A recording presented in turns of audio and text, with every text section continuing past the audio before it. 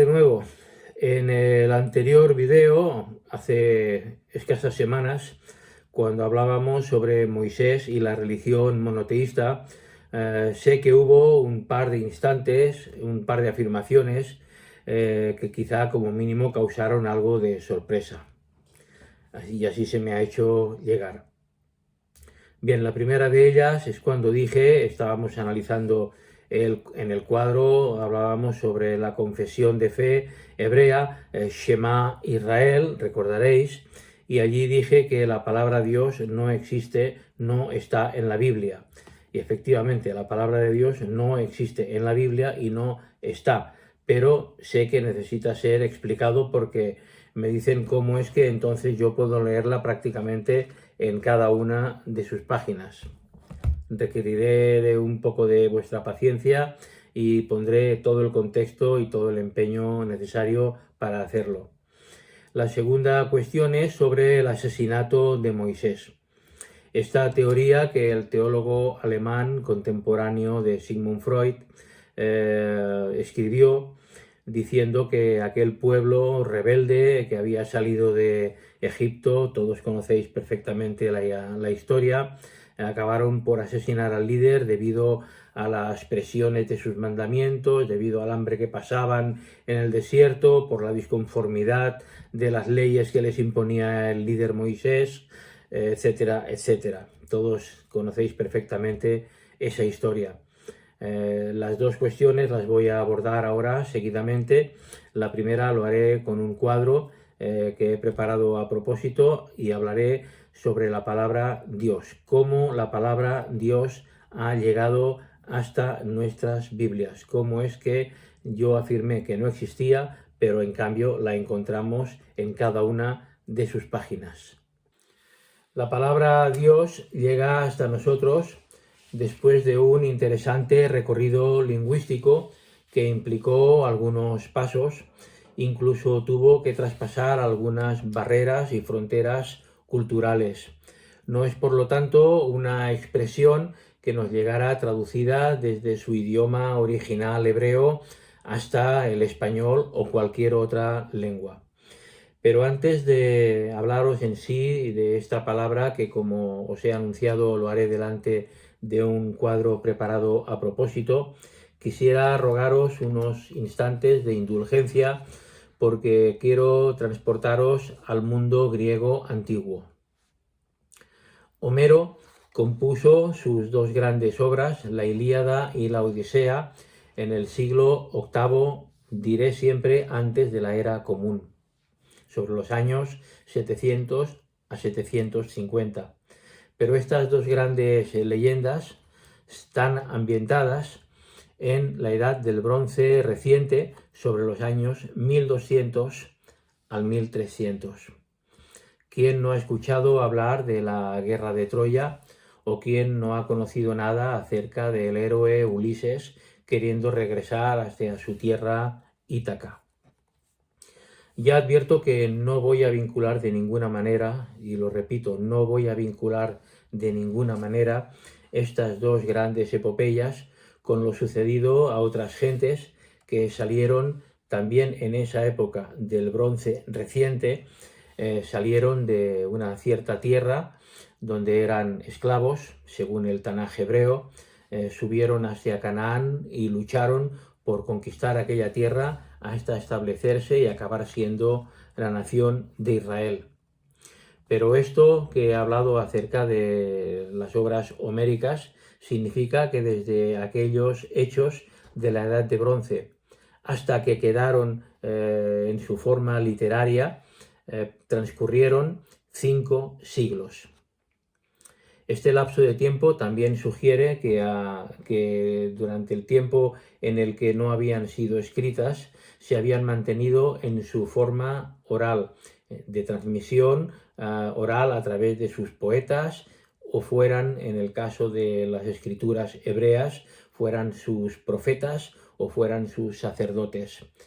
5 siglos de transmisión oral de las obras homéricas, 8 siglos de transmisión oral del Tanaj y las escrituras hebreas.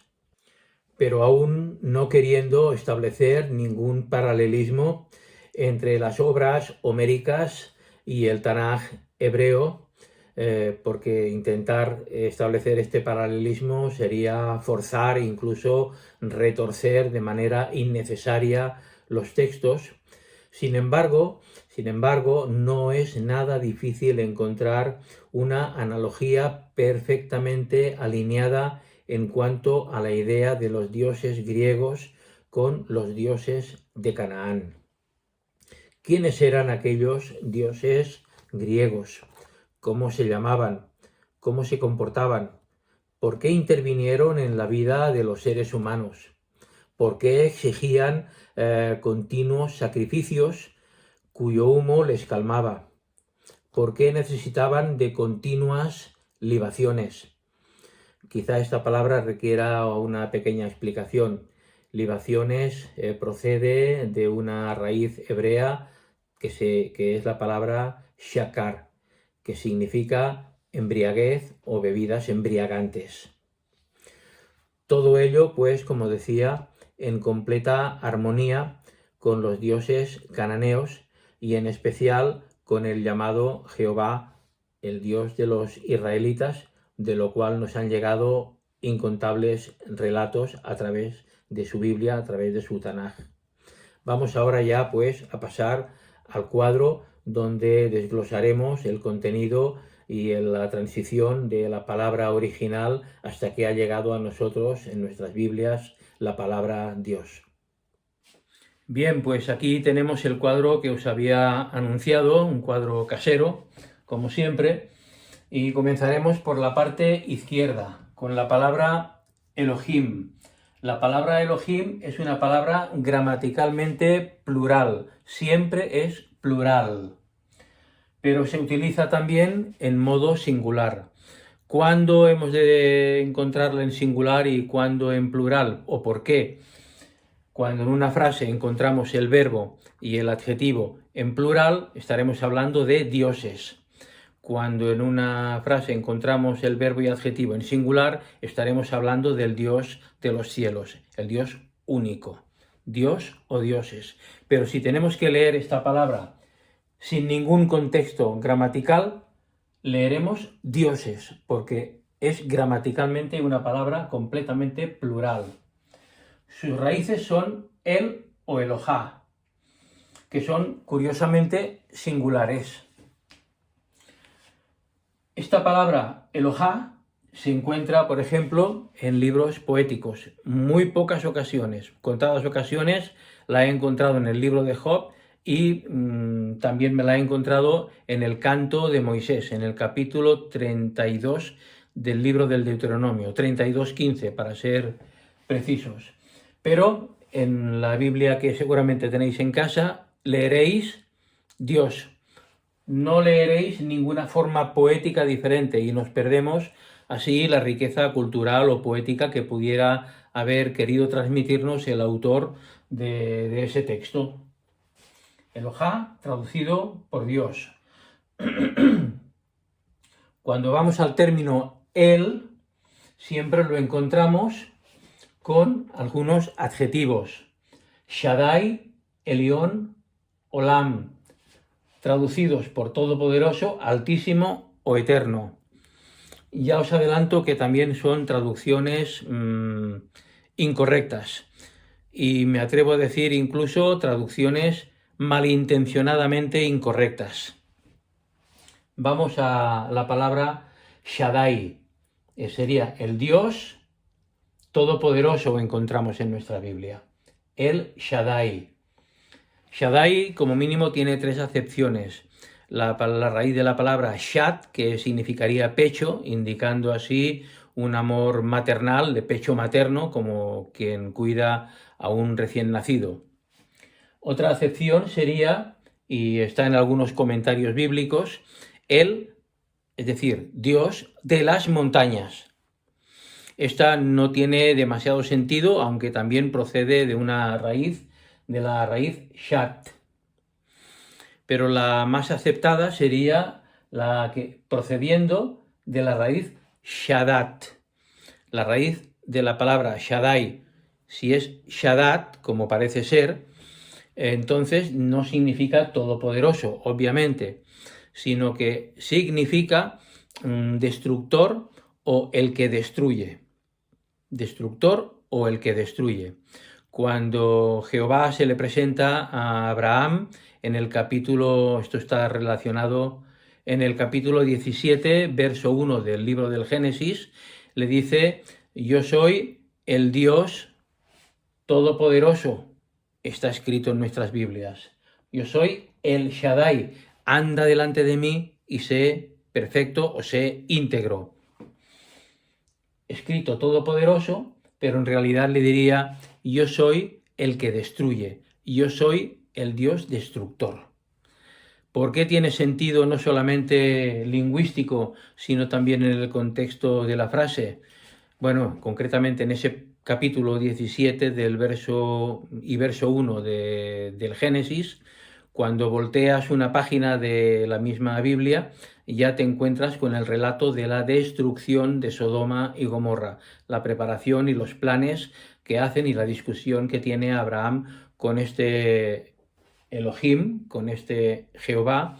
Le dice que si hay 50 que son justos, que si hay 10, que no los mate, etcétera, etcétera. Es un relato bonito, interesante de leer, pero no todopoderoso, sino destructor. La palabra Elión, traducida como altísimo. Altísimo es un superlativo absoluto. Y la palabra Elión no indica ningún superlativo absoluto. Indica el que está por encima, tu jefe superior, el que vive en el piso de arriba tuyo, en el superior, alguien que está con rango algo superior a ti. No es el máximo, es simplemente el que está por encima. Esta es la traducción y la acepción correcta de esta palabra. No es el Altísimo, traducida, como digo, intencionadamente. Olam. Olam traducida por eterno. La palabra Olam no significa eternidad ni eterno. Me recordaban hace pocos días el Salmo 24, donde dice que se abran las puertas de Olam para que pase el Rey de Gloria. Bien, la palabra Olam significa simple y llanamente un tiempo no conocido o un lugar no conocido. Dependiendo del contexto de la frase, será un tiempo no conocido, un lugar no conocido o un espacio no conocido. Tiempo y espacio no conocidos. Pero puede significar las dos cosas o una sola. O tiempo o espacio desconocido o inaccesible para el ser humano. Hasta aquí esta explicación más o menos justa de lo que serían las acepciones correctas y las traducciones correctas contra las traducciones interesadas de la teología. La primera frontera cultural que tuvo que traspasar la palabra Elohim fue una transición hasta el idioma griego. El idioma griego ya mucho más evolucionado, por eso os he querido hablar antes del mundo griego antiguo, porque ellos habían escrito ya su Ilíada y la Odisea, y el idioma griego es mucho más estructurado que el hebreo. La palabra teos para definir al Dios singular, al Dios único, y la palabra teoi para definir las diferentes deidades. Aquí podían hablar de Atenea, de Afrodita, de Zeus, y aquí del conjunto de los dioses, teos y teoi. Esta traducción se hizo 3 siglos antes de la era cristiana y fue la traducción del Tanaj, las escrituras hebreas, que se llamó la Septuaginta. Pasaron 7 siglos más hasta que esta palabra nos la encontramos ya traducida por San Jerónimo en el siglo IV de nuestra era ya al latín. Deus singular, y en plural encontraremos Dii o Dei. Generalmente se encuentra más Dei.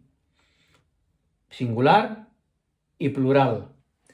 Y aún pasan 1000 años más, que no son pocos, para que esta transición nos lleve a los idiomas comunes, como el castellano, el español, y nos encontramos la palabra Dios. Los primeros traductores de la Biblia completa fueron Casidioro de Reina en 1500 y tanto, en el siglo XVI, y Cipriano de Valera a principios del siglo XVII, creo que fue en 1602. Tradujeron la Biblia completa al castellano y nos dejaron estos monjes católicos convertidos al protestantismo, nos dejaron esta riqueza cultural con la traducción completa de la Biblia. Bien, explicado este cuadro de las traducciones interesadas y las traducciones erróneas, os diré simplemente que cualquiera que puede leer Todopoderoso, Altísimo y Eterno, y desde el púlpito del cura párroco de mi pueblo le cuentan que Dios es todopoderoso, altísimo y eterno, pues normalmente van a creer lo que les diga el cura párroco de mi pueblo, porque las personas normalmente no suelen leer y menos meterse en estos entrecijos. Pero debéis conocer que esto está mal traducido y las personas creen, su fe está depositada en personas que leen mal Todopoderoso, Altísimo y Eterno, y por lo tanto la fe de muchas personas anda por algunos derroteros. Pero bueno, entrando en el siguiente tema que os propongo para este video, es sobre el asesinato de Moisés, y no me demoro para entrar a él a fondo con 2, 4 o 3 aspectos que os van a interesar y a mí particularmente me han llamado muchísimo la atención, y respondo así a algunas cuestiones que se me han planteado. Estamos frente a la otra cuestión, un poco polémica quizá en el video anterior, cuando el profesor Sigmund Freud se hace eco de lo escrito por el teólogo Wilhelm Schelling, un contemporáneo suyo, y dice que Moisés pudo ser asesinado y que aquella culpa quedó como un trauma reprimido durante generaciones y generaciones en el pueblo hebreo. Lo primero que quisiera destacar es sobre las enfermedades de lepra, peste, sarna u otros males a los que se alude a aquellas gentes que fueron expulsadas de Egipto o que escaparon de Egipto. Ya os dije que da igual lo que queráis leer, no está claro si marcharon o si los echaron.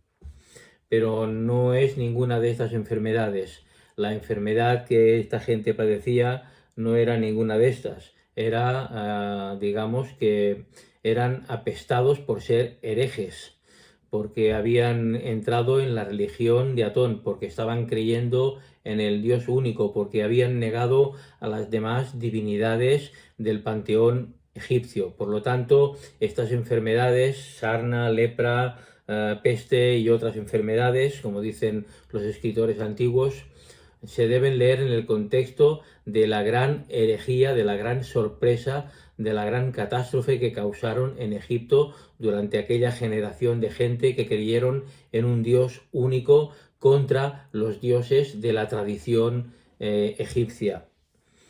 Y ahora os voy a leer un texto del libro del Éxodo que nos servirá como base para reflexionar. El libro del Éxodo, capítulo 17.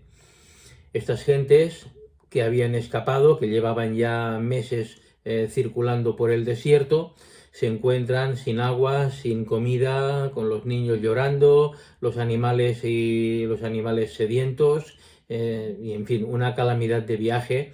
Y les dicen a Moisés: ¿para qué nos hiciste salir de Egipto?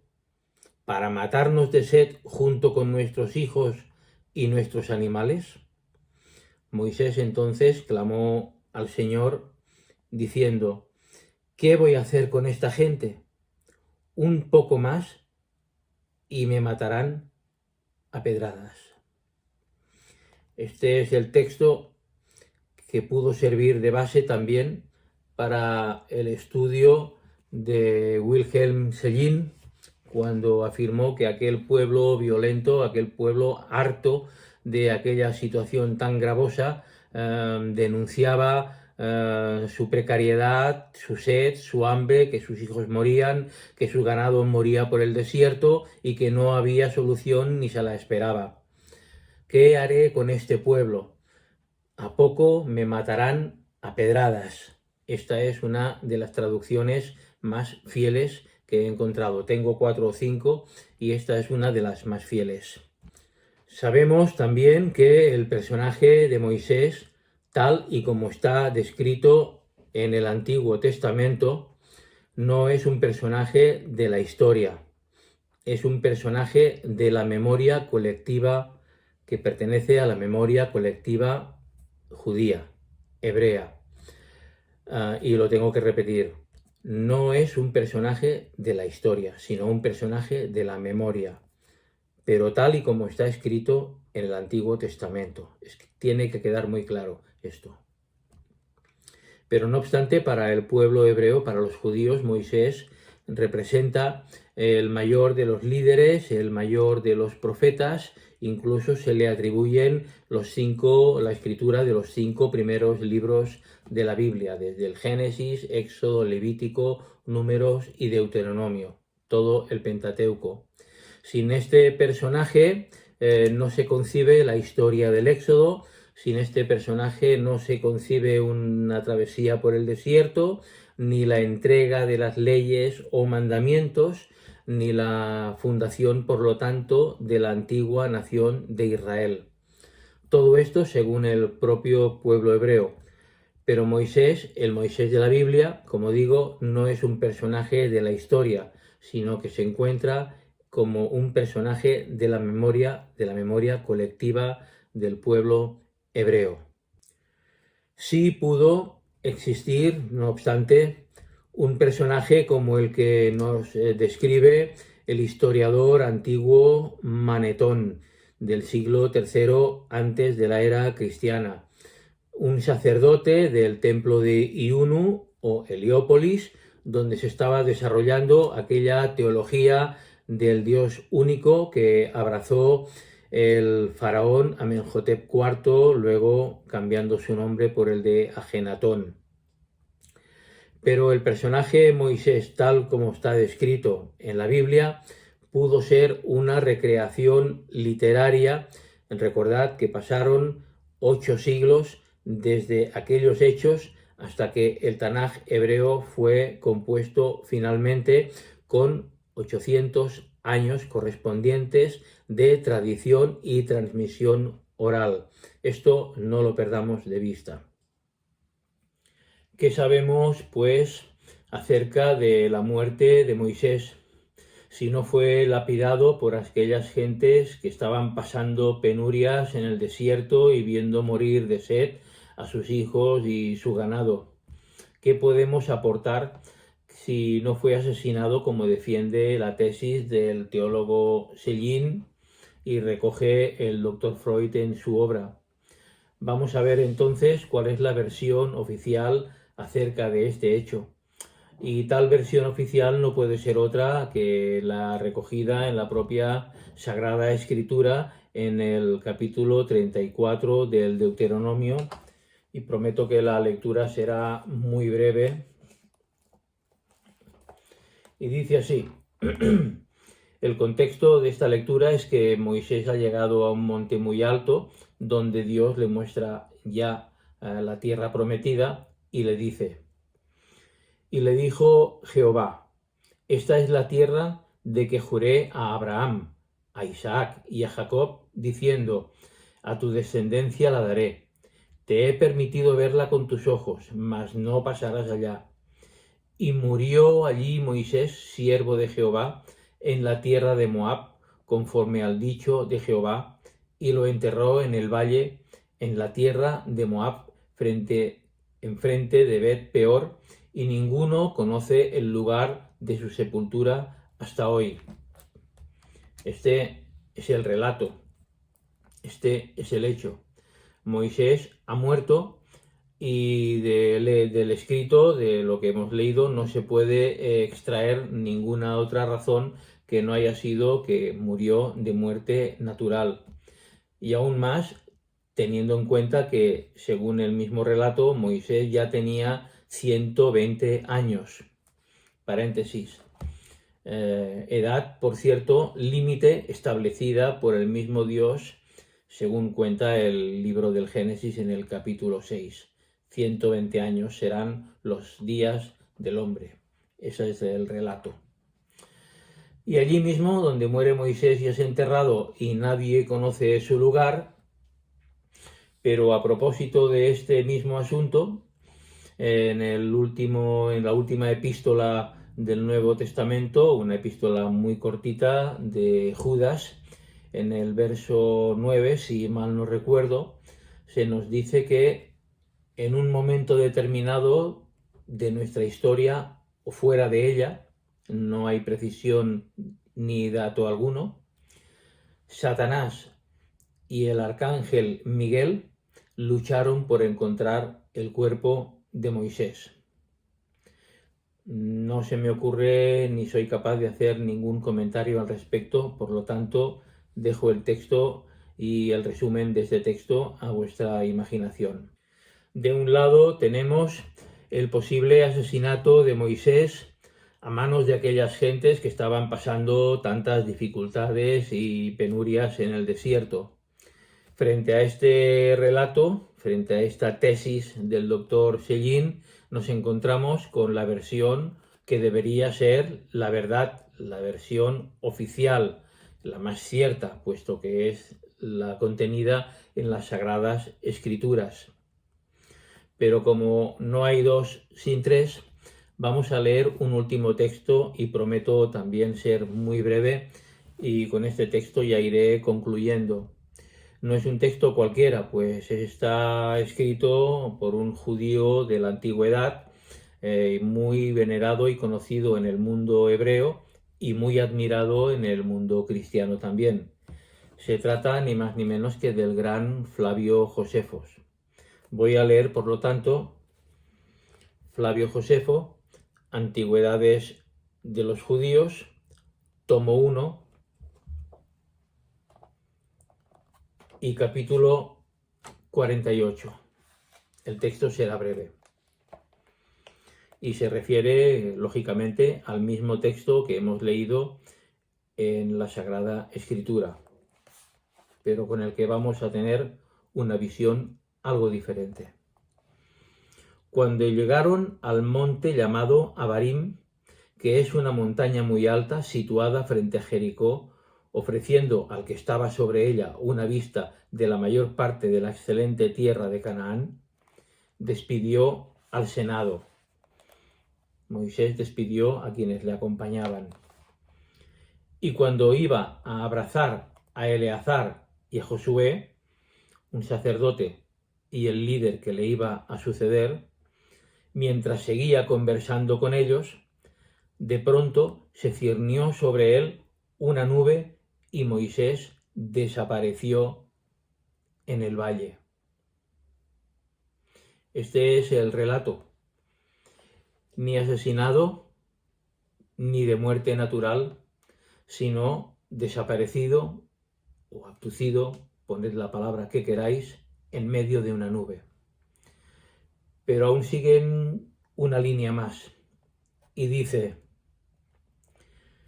después de que desapareció en el valle, aunque él escribió en los libros sagrados que murió, lo que hizo por temor de que se aventuraran a decir que por su extraordinaria virtud se había ido con Dios. Este es un relato poderoso, pero extrañamente Moisés escribe y describe su propia muerte para que su pueblo no creyera que por su extraordinaria virtud, quería decir, Dios mismo se lo había llevado. Muere, pero escribe su final. No sé cómo interpretar esto tampoco. Y este es precisamente el destino de los personajes de leyenda que se construyen a partir de una memoria colectiva y se les viste con ropajes extraordinarios, aunque en realidad están desprovistos, están por completo desnudos ante los hechos que puede mostrar la historia. Moisés, por lo tanto, el Moisés que hemos explorado, no es un personaje de la historia, sino un icono creado y moldeado por las creencias de un pueblo escogido. Y en su figura vemos cómo el mito y la narrativa han superado y han desbordado por completo los límites de lo que deberían ser los hechos comprobados. Lo mismo ocurre sorpresivamente con Elohim, cuya traducción como Dios ha llegado hasta nosotros no solo como una palabra más de nuestro idioma, sino como una construcción teológica.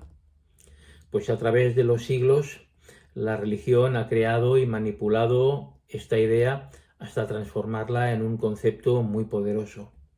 El concepto del Dios único, bondadoso, omnisciente y omnipresente. Sin embargo, al igual que Moisés, esta idea también está envuelta en ciertos ropajes de leyenda. Si hemos de creer lo que nos ha llegado hasta nosotros, si hemos de creer las Sagradas Escrituras, en ellas se menciona que este ser supremo es un Elohim. Es Elohim, pero es uno más entre los muchos. Y su bondad, a pesar que él se autodenomina Dios poderoso y Dios misericordioso, su bondad, lejos de ser incuestionable, presenta un comportamiento que en tantísimas ocasiones se ha mostrado violento, vengativo, incluso un sociópata de manual. Basta leer los muchos relatos de matanzas cuando el pueblo escogido y dirigido por su comandante en jefe, Jehová, les obligaba a realizar matanzas indiscriminadas de personas inocentes. Basta leer los muchos relatos de miles y miles de animales sacrificados para su honor y disfrute. Así como Moisés desaparece en una nube misteriosa, también debemos cuestionar o deberíamos cuestionar las nubes que tantos dogmas han oscurecido nuestra mente y nuestra visión y nuestra realidad o nuestra percepción acerca de lo que puede y debería ser un Dios único. En lugar de aceptar estos relatos, deberíamos buscar la verdad, explorar más allá de la leyenda y preguntarnos qué tipo de historia es la que estamos dispuestos a creer, qué tipo de historia es la que estamos dispuestos a perpetuar. Y después de estos análisis en los que habéis sido tan amables de acompañarme, cobra sentido o no, vosotros, vosotras decidiréis aceptar que efectivamente un sacerdote del templo de Iunu, Heliópolis, uno entre los muchos de aquella casta sacerdotal, o quizá un sacerdote especial, probablemente aquel a quien Manetón identificó como Osarsif y que al traspasar la frontera de Egipto hacia Canaán cambió su nombre por el de Moisés, fuera quien lideró a aquellas gentes que salieron con una idea completamente absurda y revolucionaria, la idea del Dios único. Sin embargo, no debemos olvidar que el pueblo hebreo a lo largo de su historia ha hecho todos los esfuerzos posibles por evitar que su pasado, su gran líder y su religión se vieran vinculados en modo alguno con un origen egipcio, ya sea en lo cultural, en lo social, político o religioso. Y concluyo. Estos dos asuntos, el de la palabra Dios y la muerte de Moisés, nos invitan a reflexionar sobre cómo la verdad o la realidad puede ser interpretada y transformada a lo largo del tiempo. La verdad no es algo estático, sino que es un concepto vivo que constantemente deberíamos buscar y constantemente reinterpretamos. Albert Einstein nos dijo que la búsqueda de la belleza y la verdad son esferas de la actividad humana en las que se nos permite permanecer como niños toda nuestra vida. Muchas gracias por la atención y hasta la próxima.